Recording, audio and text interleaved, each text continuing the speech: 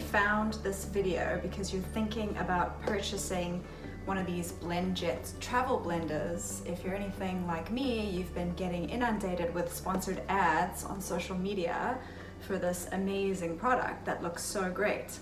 Well, I'm here today to give you an honest, real review of how this product actually works, or in this case doesn't work, because I feel like consumers need to know that their ads pretty much are false advertising. I didn't do my research ahead of time, and I wish that I had read some reviews, because then I wouldn't have purchased it. The short answer is don't buy it. If you really want to buy it and try it for yourself, just make sure that you return it within the 30 days. Otherwise, you're going to have a really hard time returning it, which is the problem that I've experienced.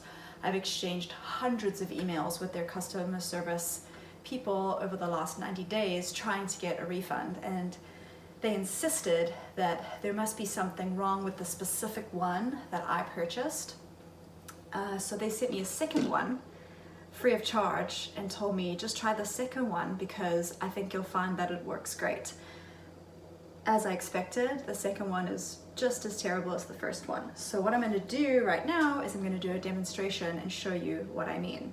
So these guys have been on the charger for a couple of hours. So I'm going to unplug the first one and show you when I turn it on, the blades work pretty good. The blue light means it's fully charged.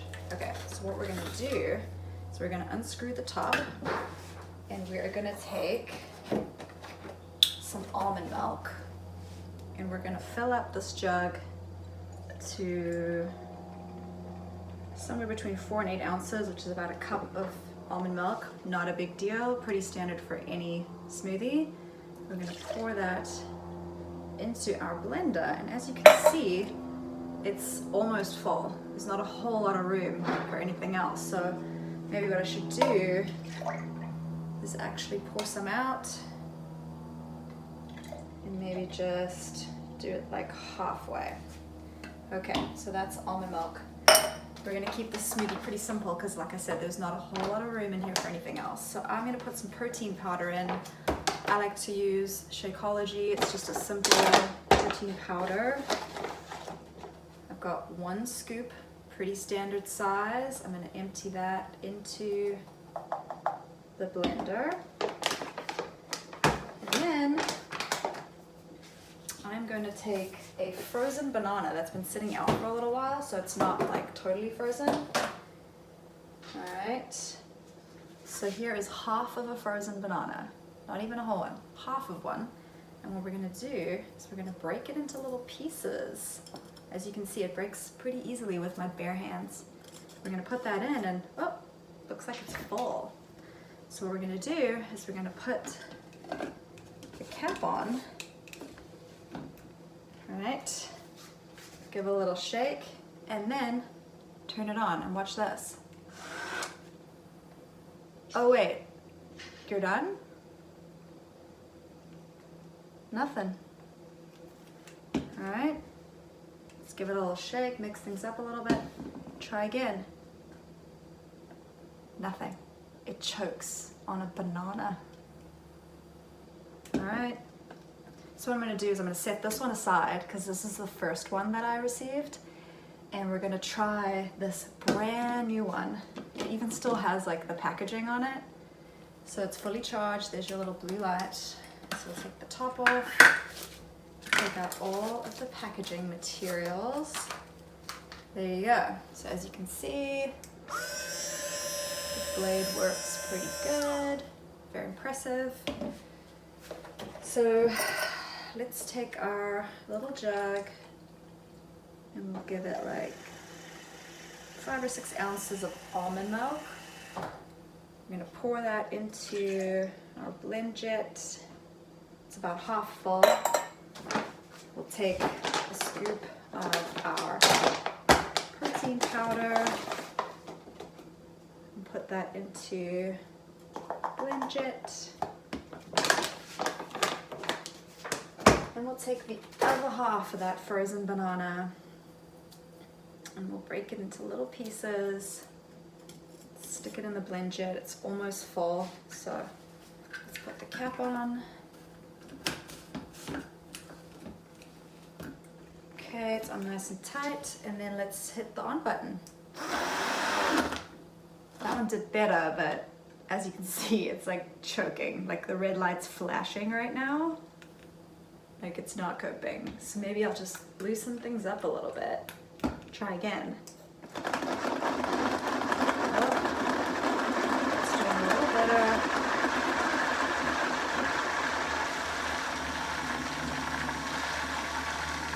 Let's wait this one out.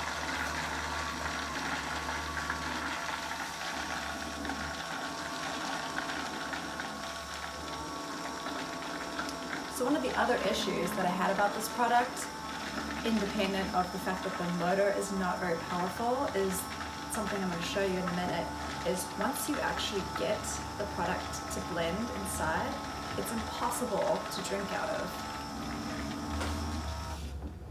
Alright, so this one's done.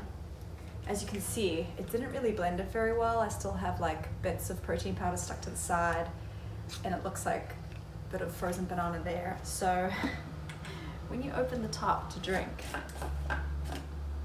it's got these little holes in the top that you're supposed to drink out of. So the product is supposed to, the smoothie is supposed to come out of these holes when you drink it, when you pour it in your mouth. So I'm going to pour it over this jug and just show you.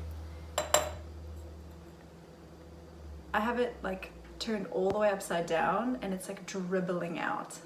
Like it's impossible to get anything out of there. Now you'll notice that there's no room for like a straw. So the only way to even drink out of this thing is now you have to undo this section. And now all you have is just like an open cup, which is like pretty risky if you're a messy person that's prone to dropping things. And also like this part of the cup doesn't even securely fasten onto there. So it just spins and spins. So let's go back to our original one and see if it works.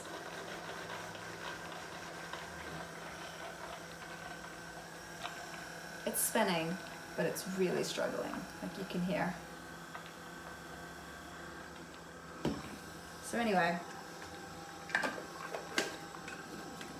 if you're someone who likes to drink a nice big smoothie like me,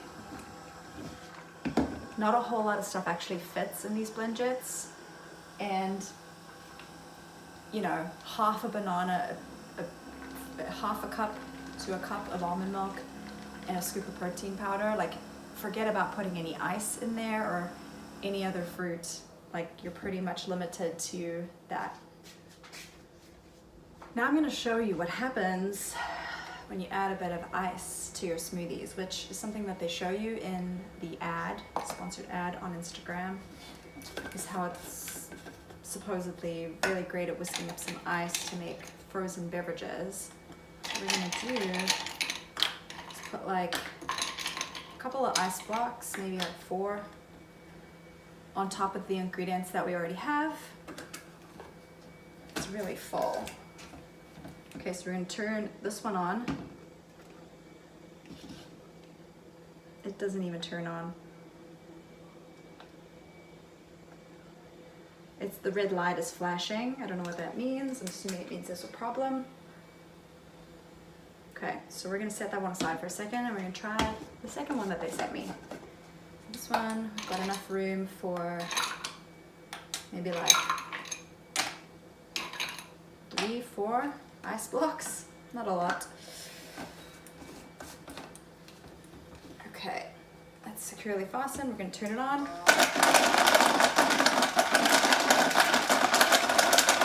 blending.